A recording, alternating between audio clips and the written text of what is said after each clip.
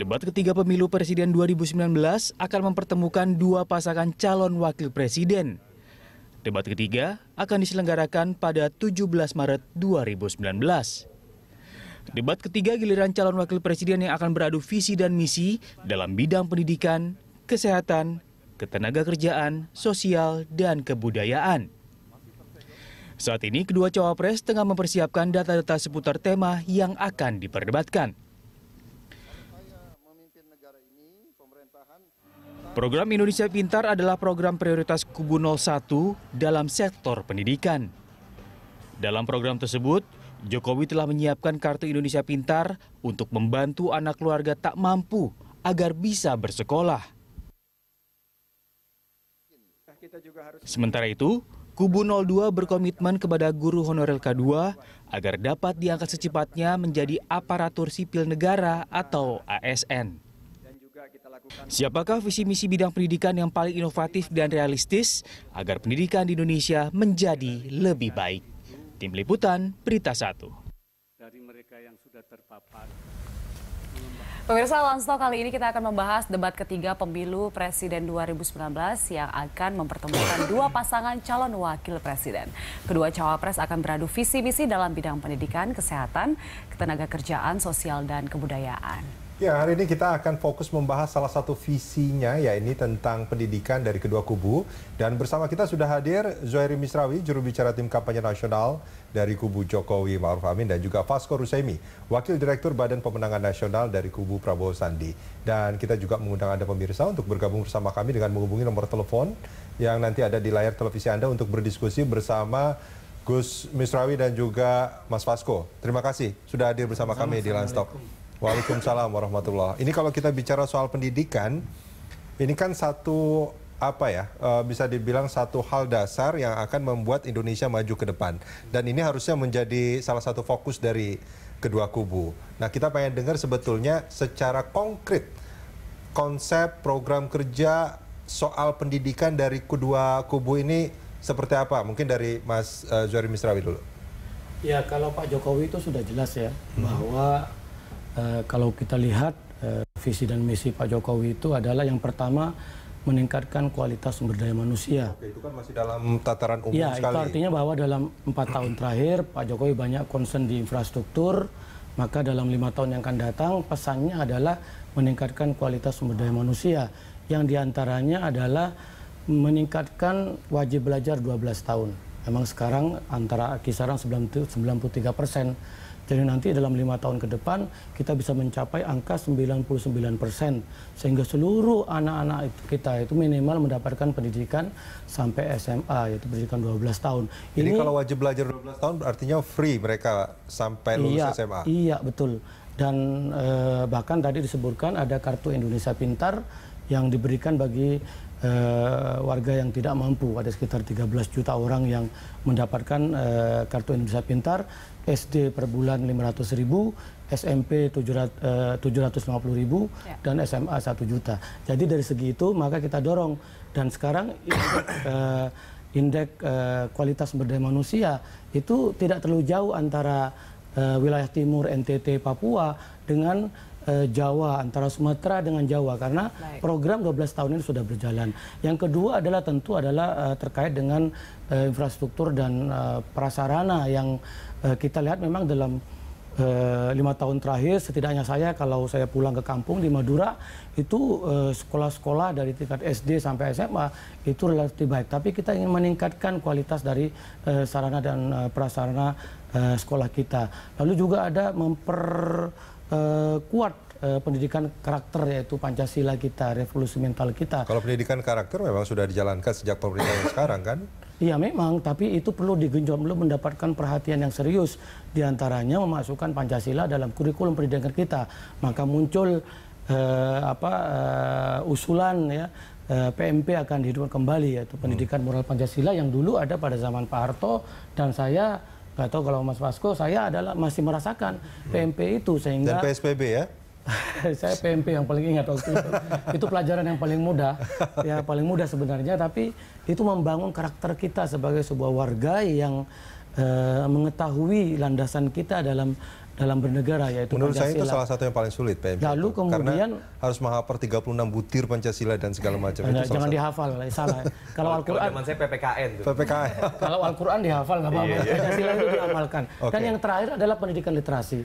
Pendidikan literasi kita tahu bahwa perlu ada perpustakaan baik yang digital maupun perpustakaan yang real hingga masuk ke desa-desa. Karena bagaimanapun budaya literasi kita masih rendah. Kita lihat kesadaran kritis dari masyarakat ketika mendapatkan informasi dari media sosial itu tidak begitu muncul. Maka dengan meningkatkan literasi, daya baca, kesadaran untuk mengetahui secara kritis, itu akan menjadikan bangsa ini sebagai bangsa yang besar. Pak Zuhairi tadi ada menyebutkan poin KIP. Sebenarnya KIP itu kan sudah berjalan sejak pemerintahan Jokowi hingga saat ini.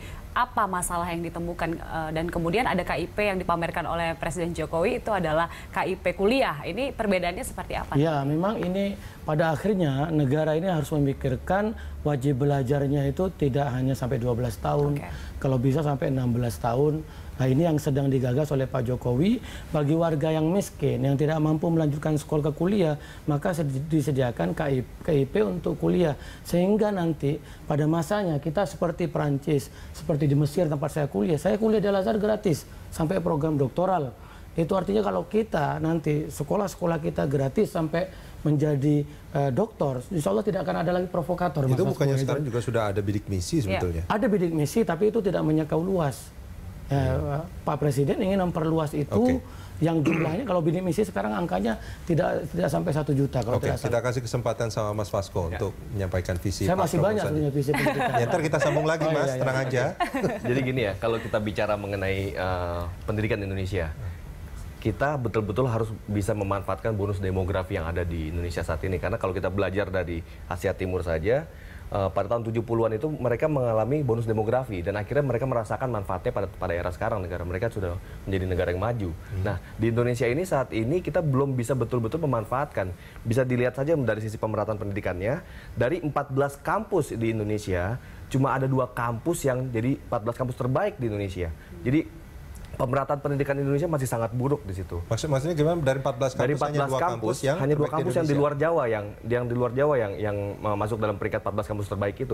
Sisanya di Jawa, kampus-kampus terbaik yang maksudnya kita bicaranya. Lalu dari sisi peringkat saja ya, di Asia Tenggara aja tahun 2018 kita peringkat kelima loh. Itu masih di bawah Thailand, masih di bawah Brunei, bahkan negara kita kan negara besar. Yang dulu saya ingat banget waktu zaman saya masih kuliah itu, mungkin zaman abang masih kuliah dulu, kalau di kampus negeri, saya dulu di Universitas Indonesia, banyak sekali masih anak-anak Malaysia yang ngampus juga di UI. Sekarang banyak malah kita melihat kayak orang-orang tuh banyak yang kuliahnya orang di Malaysia gitu loh. Teman-teman kita malah kuliah di luar. Tapi pertanyaannya kemudian, apa yang akan dilakukan Prabowo Sandi untuk memperbaiki itu sebetulnya? Ya, yang pasti gini ya, Mas ya. Yang pasti kita buat pemerataan pendidikan dulu deh. Caranya? Kalau kita gini, kualitas pendidikan di Indonesia, nggak usah kita bicara perguruan tinggi. Di sekolah dasar saja masih banyak banget kelas-kelas dan lokal-lokal itu yang nggak layak pakai. Apalagi dari sisi tenaga pengajarnya gitu ya.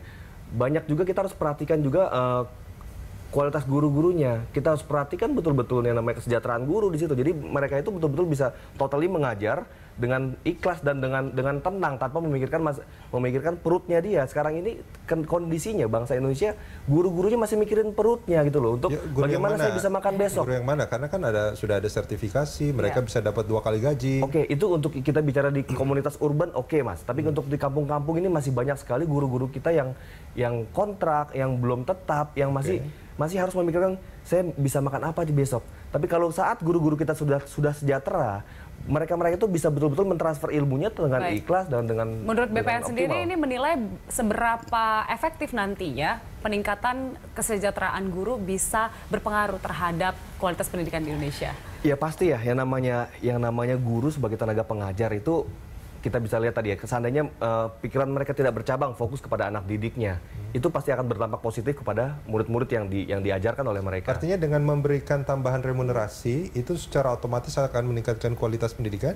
Itu pasti. Itu sudah ada riset enggak? Itu sudah diriset oleh berbagai macam negara malah. Di luar negeri, guru-guru itu semua sejahtera. Guru itu sejahtera, dan kita tidak lagi memusingkan yang namanya kesejahteraan guru, dan juga kita harus perhatikan juga yang namanya fasilitas pendidikan. Sudah ada penelitian dari Bappenas bahwa peningkatan remunerasi kepada guru dengan sertifikasi itu tidak secara signifikan meningkatkan kualitas pendidikan. Begini Mas, remunerasi itu kan terjadi merata. Yang tadi yang saya gambarkan tadi, kita harus ratakan kualitas pendidikan kita. Dari gurunya dulu kita ratakan. Karena gini deh, bisa kita ambil contoh misalnya, kampus sekolah SMA yang di Jakarta saja, kalau memang kampus sekolahnya itu yang baik, apapun inputnya yang masuk, input murid-murid yang kurang bagus pun akan menjadi bagus di situ seandainya mereka masuk di dalam suatu komunitas yang baik di situ, mau itu gurunya, fasilitas semua lengkap. Kesejahteraan guru nanti akan seperti apa? Apakah gaji guru, apakah tunjangannya, atau bagaimana? Iya, salah satunya kan saya sampaikan, salah satunya adalah kita harus perhatikan kesejahteraan guru itu dari sisi gajinya dia, kesejahteraannya dia, fasilitasnya dia, gitu. Jadi guru-guru itu betul harus kita perhatikan. Di sisi lain, kualitas fasilitas dari pendidikan itu juga harus kita perhatikan. Bayangin aja ya Mas ya, masih banyak di sekolah-sekolah dasar di luar Jawa ini yang belajarnya nggak pakai buku pendidikan, itu loh, cuma hanya buku tulis aja. Padahal negara sudah mengalokasikan anggarannya 20% loh untuk pendidikan, dan itu tidak tersalurkan di situ dengan baik. Ya pasti manajemen pemerintah yang kurang baik di situ. Nah, manajemen seperti apa yang baik yang bisa melakukan itu? Ya, sebetulnya itu. Jadi konkret apa yang akan dilakukan sama Prabowo Sandi selama 5 tahun ke depan untuk memperbaiki pendidikan itu apa?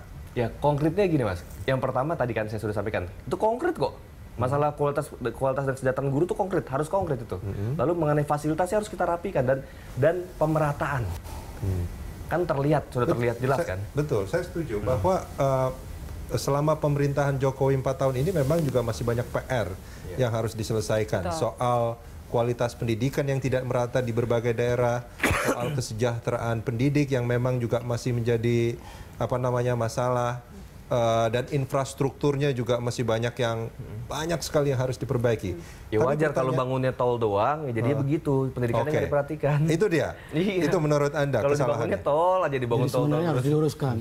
Tidak ada kaitan antara bangunan tol dengan pendidikan, karena itu kesepakatan bersama di DPR semua partai politik, karena ini partai berkarya. Seluruh partai politik sudah menyepakati angka 20% dari pendidikan kita. Jadi tidak ada kaitannya antara tol dengan anggaran pendidikan. Tapi itu sebetulnya menjadi pertanyaan. Fokusnya itu kemarin terhadap pembangunan infrastruktur itu lebih ke tol, maksudnya adalah bandara, bahwa dan segala karena macam. infrastruktur ini harus digenjot untuk meningkatkan konektivitas dan pertumbuhan ekonomi, maka sekarang akan fokus pada pendidikan. Kenapa? Ada masalah di situ. Salah satunya banyak karena apa yang kita mendefinisikan dana pendidikan 20% itu tidak dipegang pemerintah pusat, itu dipegang oleh pemerintah daerah, dan beberapa daerah tidak mengalokasikan dana itu untuk 20%-nya. Adanya Kota Bandung cuma 15%, banyak yang 5%. Walaupun begitu, seperti yang saya katakan tadi, saya orang Madura, jadi kalau mengatakan di kampung tidak merata, orang Madura yang paling ini, itu kualitas pendidikannya luar biasa. Gaji-gaji guru itu relatif tinggi, sudah cukup sekali. Tapi kalau dibandingkan dengan gajinya Vasco ya nggak mungkin. Jadi kita harus melihat bagaimana kebutuhan di daerah dengan gaji, misalnya di Jakarta karena ini berbagai di kota, gaji gurunya 15 juta sampai 20 juta. Gitu. Ya, poinnya di sini artinya memang pada pemerintahan kali ini Jokowi akan meningkatkan dari infrastruktur, mungkin pendidikan akan lebih. Nanti kita lanjutkan Pak Zuhairi. Yang saya tidak setuju adalah banyak hoax tadi yang disampaikan. Ya kalau janji-janji doang mah bisa semua bisa. Usai jeda kita akan lanjutkan Bang Vasco dan Pak Zuhairi. Usai jeda, pemirsa Lanstal akan kembali usai jeda berikut. Tetaplah bersama kami.